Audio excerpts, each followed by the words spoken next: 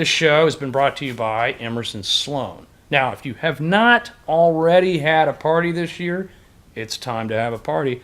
It's 2414 Rice Boulevard, Emerson Sloan. It's modern goods for modern occasions.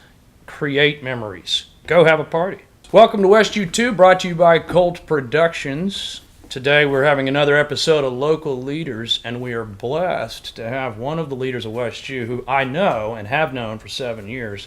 And I got to tell you, this guy exhibits the type of leadership upon which a show like this has been produced. David Holt is a managing partner at HBW Resources and also the president of Consumer Energy Alliance, which has almost 500,000 people signed up to create dialogue with energy executives. So this is a guy that deals with individuals, energy executives, and he goes to D.C. almost every week, it seems like.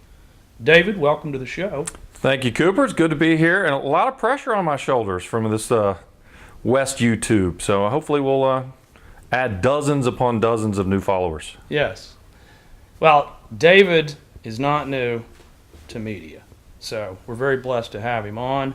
David, tell us about some of your media experience, because I know it's way more than we've ever had. You know, it's as part of Consumer Energy Alliance, which really is a trade association that represents the entire economy focused on energy and what energy means to the nation and how we have a sensible energy policy from offshore oil and gas to hydraulic fracturing to sensible pipeline production and permitting to solar, wind, alternative energy, energy efficiency, all the rest. So we do a lot of events around the country, do a lot of media around the country talking about how we can pass at the state level, at the local level, and in Washington, sensible energy policy. And you know, today we're getting together. The president just signed earlier today a new executive order to open up more offshore areas. So a lot of media today, as a matter of fact, and all this matters to us here in West U because ultimately all this means lower electricity prices, lower fuel prices, more energy security, more national security, and makes us a better country and a better neighborhood. Now, you grew up in Beaumont. So oil is in my blood, yes. The Golden Triangle. Yes. Part of the Golden Triangle. What are the other pieces of the Golden Triangle? Yeah. Well, I think everyone knows this answer, but it's Port Arthur and Orange. So it represents a perfect triangle. Beaumont, Port Arthur, and Orange. I don't know that everybody did. I think everyone should know that. Wasn't that taught in Texas history in 7th grade?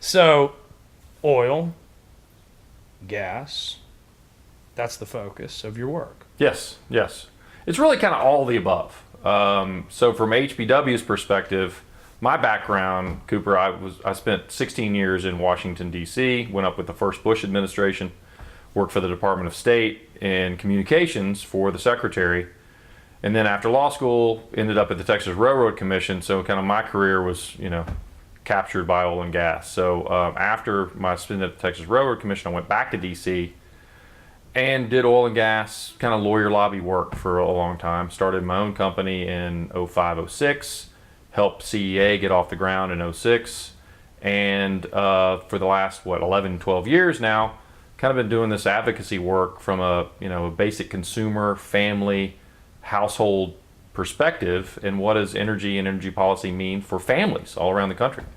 So it's pretty rewarding work, but spent a lot of time back and forth to DC and as much time away from you and our neighborhood as I possibly can. So, an attorney by trade. Yes, sir. The great Oliver Wendell Holmes once said that the history of law is not based on logic, it's based on experience. Other than being on our show today, which our whole team at Holt Productions appreciates, by the way. You got a good team. What would you consider your greatest experience over your 30-year career, which is impressive, by the way? That's a good question. Working with state governors, we helped form several years ago the Outer Continental Shelf Governors Coalition, which is the governors of Texas, Louisiana, Mississippi, Alabama, North Carolina, South Carolina, Virginia, Maine, and Alaska now. So that's been a real rewarding experience working with those elected officials at the state level because they get a lot of things done, get a lot of stuff done. So you've gotten to meet some of the governors. Oh, absolutely, absolutely. We kind of work with them fairly regularly, and some great folks. You know, look at Phil Bryant, for example, in Mississippi, a great leader for national energy policy. He's been a really good advocate for offshore energy, onshore energy in Mississippi. Mississippi's not really known as a big energy production state, but he, over the course of the last 4 or 5 years, has really become a big advocate for energy and what it means for the state of Mississippi, for example, and what it means for the nation. You know, I've always admired the fact that you go to D.C. as much and you worked there for so much, and I never have. And a lot of people in this community don't know much about what goes on in D.C. except for what we've currently been going through up there with everything regarding this, election and so forth. And I've always sort of thought you were kind of the eyes and ears up there for us down here in West U. Can you tell us a little bit about what's going on? Yeah, first don't rely on me as being eyes and ears, but it is a fascinating time in American politics. I think for all the obvious reasons that the Trump presidency is an interesting presidency, to say the least. But, D.C. has become, like much of the rest of the country, increasingly polarized. Maybe D.C.'s more polarized, frankly, than the rest of the country. So it's getting harder and harder to do business, to find common ground in Washington. Republicans and Democrats simply aren't able to communicate. Often they're not even speaking the same language. So you add to that kind of this populist, nationalist president who is known for his Twitter rants occasionally. You throw that into the mix, it's somewhat combustible. So from an energy policy perspective, which I think a lot of us can say, if you're really looking at something that should be nonpartisan, that matters to everyone, that you cannot make the furniture we're sitting on, for example, without oil and natural gas. It's not only transportation and electricity; it's everyday products like the buttons on our shirts and the soles of our shoes, and aspirin is made with natural gas, for example. So if there's something that we should all say, hey, let's get past the rhetoric and find a way to find common ground and find a pathway toward a nonpartisan issue that says, yes, we need oil and gas, that says, yes, we need energy efficiency, that says, yes, wind and solar are going to be part of the energy future. That would seem to be something that we can find common ground, but surprisingly, it's not. It's more polarized, like all other issues across the board. What are wind turbine blades made out of? Fiberglass. Fiberglass. Which is natural gas. You cannot make wind turbines without oil and natural gas. That's interesting. Yep. So it goes into it. Cement. A lot of cement goes into wind turbines. Natural gas goes into cement. So I would say, I don't know what the exact percentage is, but it's more than 50% of all the materials that go into wind turbines come from petroleum or natural gas. Let me switch gears for a second. Yep. Tell me about your family and your experience here in West U, this great community. Well, first, unbelievable neighbors. I live very close to Holt Productions Nerve Center. So go a long way back. Obviously, you and I have known each other for, I think, 7 years, yeah? So I'm married to my wife, my wonderful wife, Maureen. We have 3 kids, a 14-year-old who's about to start high school pretty soon, a 12-year-old who's in 6th grade, 2 boys, and an 8-year-old girl who's basically running the show at this point. So. And a dog. And a new dog. A new dog. A new dog, yeah. What's her name? The dog's name is Coco. And Coco is a Havanese, which is a Cuban breed. And she and Alice, my daughter, they're running the show together, I guess. Now, you just recently went to Cuba about a year ago, did you Yeah, not? almost right at a year ago, I did.